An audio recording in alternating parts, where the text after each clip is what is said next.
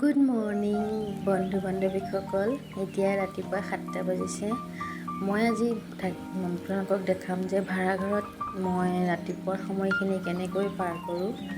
এয়া শুই উঠি মই প্ৰথমে পানী অলপ গৰম কৰিলোঁ। তাৰপিছত মই তাত অলপ নেমু চেপিম। নেমু দি পেলাই মই কুহুমীয়া গৰম পানী এখন খালী পেটতে খাই লওঁ প্ৰথমে।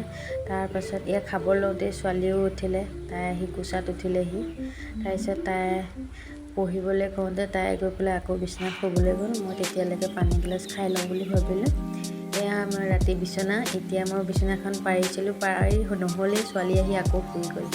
তাৰপিছত বহুত দিনৰ পৰা বৰষুণ সেয়ে আজি গাৰুকেইটা অলপ ৰ'দ দিছে কাৰণে মই ৰ'দত উলিয়াই দিলোঁ। এয়া ছোৱালীৰ এক্সামৰ প্ৰথম ইউনিট টেষ্টৰ বহি দিছিলে, মই গমেই পোৱা নাছিলোঁ। বেগটো খুলি চাওঁতেহে দেখা পালোঁ।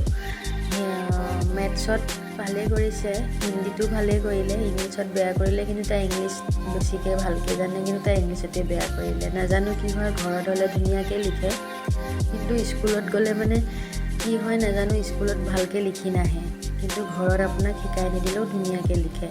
এতিয়া তাইক পঢ়িবলৈ দি মই প্ৰথমে ঘৰটো সাৰি লওঁ বুলি ভাবিলোঁ, কাৰণ ঘৰটো নাসাৰালৈকে লেতেৰা লাগি থাকে, বালি লাগি থাকে। সেয়ে ঘৰটো সাৰি ল'লোঁ ধুনীয়াকৈ। ঘৰটো সাৰি লৈ মই মুচিও লওঁ, কাৰণ ৰাতিপুৱা ঘৰটো সাৰি মুচি কৰি ল'লেহে বাকী কামবিলাক কৰিবলৈ মনটো ভাল লাগে।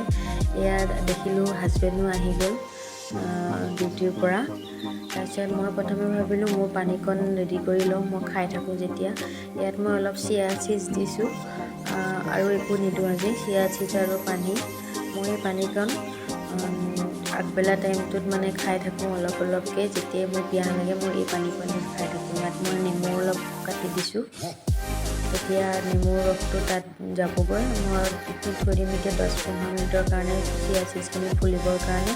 তাৰপিছত হাজবেণ্ডে ক'লে একাপ চাহ দিয়া, তেওঁৰ কাৰণে লাল চাহ একাপ তৈয়াৰ কৰিলোঁ। তেওঁক চাহ দি পেলাই সুধিলোঁ কি খাবা। তেওঁ কৈছে পৰঠাকে বনাই দিয়া, চাহৰ লগত খাই যাম, গাখীৰৰ চাহৰ লগত। নহ'লে এইকেইদিনে ৰুটি চব্জি খায়ে আছিলোঁ বৰষুণ বুলি। মই ৰুটি আটা ল'লোঁ, তাতে মই কষ্টুৰি মেথি অলপো দিছোঁ, নিমখ দিছোঁ, আৰু মই ৰিফাইন অলপ দি পেলাই মই মঠিছোঁ ভালকৈ মঠি লৈ পেলাই মই তাৰপিছত মই পৰঠা বনাই ল'লোঁ। তেওঁক সদায় মানে কিবা বেলেগ কিবা বনাই দিব লাগে, সদায় একেইটাকে খাই নাথাকে। এইকেইদিনে ৰুটি চব্জি পুৰি খাই আছে, সেইকাৰণে কৈছে আজি মই পৰঠা খাওঁ। তাৰপিছত মই ছোৱালীলৈকো বনালোঁ, অলপ ঘি দি পেলাই মই পৰঠাটো বনাই দিছোঁ, ৰিফাইন দিয়া নাই। এয়া গাখীৰৰ চাহো হৈ গ'ল, তেওঁক গাখীৰৰ চাহৰ লগত ইয়াত দি লওঁ। তাৰপাছত মোলৈ ৰেডি কৰিছোঁ। মই আকৌ চেনি পৰঠা বনাম বুলি ভাবিলোঁ, সেয়ে আপোনালোকক ভাবিলোঁ কেনেকৈনো চেনি পৰঠা বনাওঁ। পৰঠাটো বেলি লৈছোঁ, তাতে অলপমান চেনি দি পেলাই মই এনেকৈ মেলি লৈ পেলাই ভালকৈ বিলাই, তাৰপিছত মই আকৌ এনেকৈ ফ'ল্ড কৰি দি পেলাই আটাটো মাৰি ল'ম, আকৌ বেলি ল'ম।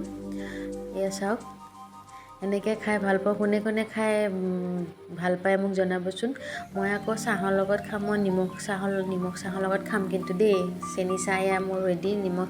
তাৰপাছত মই গোটেই পাকঘৰটো চাফা কৰি ল'লোঁ। তাৰপিছত ছোৱালীৰ কাৰণে মই স্কুল নিব টাইম হৈ গৈছে, সেয়ে তাইক ৰেডি কৰি লওঁ বুলি ভাবিলোঁ। তাৰপিছত মই বুককেইখন চালোঁ, হোমৱৰ্কখিনি কৰা হ'ল নে নাই চেক কৰি লোৱাৰ পাছত মই তাইৰ বেগ আৰু পানী বটল প্ৰথমে ঠিক কৰি লওঁ। তাৰপাছত মই তাইক পিন্ধাম। এয়া তাইক কাপোৰ খুলি দিব লৈছোঁ। তাই ইমান দুষ্ট কৰি থাকে নহয় এইখিনি সময়ত, মানে কাপোৰ পিন্ধোৱাৰ সময়ত বাৰে আঁতৰি যায়, বাৰে টানি লৈ আহে, ইমান দুষ্ট কৰি মোক মানে কেতিয়াবাতো মই মাৰিয়ে দিওঁ নহ'লে চাওকচোন এয়া কিমান ঘূৰিছে, এয়া চাওক ইমান দুষ্ট। তাৰপৰা মই তাইক ৰেডি কৰাই লৈ পেলাই মই তাইক থৈ আহি পেলাইহে মই ঘৰৰ বাকীখিনি কাম কৰিম। ৰাতিপুৱা সময়খিনি মোৰ বহুতেই ব্যস্ত যায়, সেয়ে মই ভাবিলোঁ আপোনালোককো দেখাওঁ মই ৰাতিপুৱা সময়খিনি কেনেকৈ নিম। যদি ভিডিঅ'টো চাই ভাল লাগিছে তেতিয়াহ'লে প্লিজ লাইক কমেণ্ট শ্বেয়াৰ কৰি দিব, আৰু প্লিজ চেনেলটো ছাবস্ক্ৰাইব কৰি দিব। ময়ো কাপোৰ সলাই ল'লোঁ, কাৰণ মই তাইক থ'বলৈ যাব লাগিব, কাৰণ বাপেকে আজি থ'বলৈ যাব নোৱাৰোঁ বুলি মোক কৈ থৈ গ'ল। এতিয়া তাইক খুৱাই বোৱাই লৈ ৰেডি কৰাই স্কুলৰ পৰা থৈ আহিহে মোৰ বাকী কামখিনি কৰিম। একদম শান্তিৰে বহিয়ে নাথাকে, মানে কিবা এটা কৰিব ল'লে তাই খালী কিবা নহয় কিবা এটা কৰি থাকে। আপোনালোকে ক'বচোন ল'ৰা ছোৱালীবিলাকে, চাওকচোন মোৰ কেমেৰাটো অন কৰি থৈ গ'লোঁ বুলি তাই কিমান এক্টিং কৰি আছে। বাই দিলেই এতিয়া। ব'লক এতিয়া মই তাইক থৈ আহোঁ। মই ৰেডি হৈ ল'লোঁ অলপ। তাইক থৈ আহোঁ। আহি থাকোঁতে টেম্পু এখন পালোঁ, টেম্পুত উঠিলোঁ। ইমান টেম্পুখন জাম্পিং কৰিছে, ৰাস্তা ইমানেই বেয়া। এই স্কুল পাই গ'লোহি। স্কুলৰ ওচৰতে মন্দিৰ আছিলে, মন্দিৰৰ ওচৰত তাই নমো কৰিলে, তাৰপিছত স্কুলৰ গেট খুলি দিলে। তাইক থৈ মই আহি আছোঁ।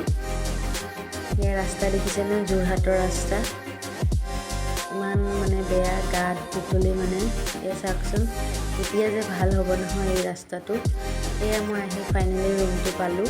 পাই লৈ ভাবিছোঁ 5 মিনিটমান বহি লওঁ, আৰু সেই পানীখিনি যে থৈ গৈছিলোঁ সেই পানীখিনিও মই খাই আছোঁ। পানীকণ খাই লৈ এতিয়া নিজৰ কাম কৰিম। গা ধুই হৈ গ'ল, কাপোৰ কানি ধুই আজৰি, গোসাঁইও কৰি ল'লোঁ। বন্তি গছো জ্বলাই ল'লোঁ। আজিলৈ ইমানেই। যদি ভিডিঅ'টো চাই ভাল লাগিলে তেতিয়াহ'লে লাইক, কমেণ্ট, শ্বেয়াৰ কৰি দিব। প্লিজ চেনেলটো ছাবস্ক্ৰাইব কৰি দিব। আপোনালোকৰ কাৰণে বহুত কষ্ট কৰি ভিডিঅ' বনাওঁ, কিন্তু আপোনালোকে ছাবস্ক্ৰাইবেই নকৰে। প্লিজ চেনেলটো ছাবস্ক্ৰাইব কৰি দিব। ধন্যবাদ। Bye bye.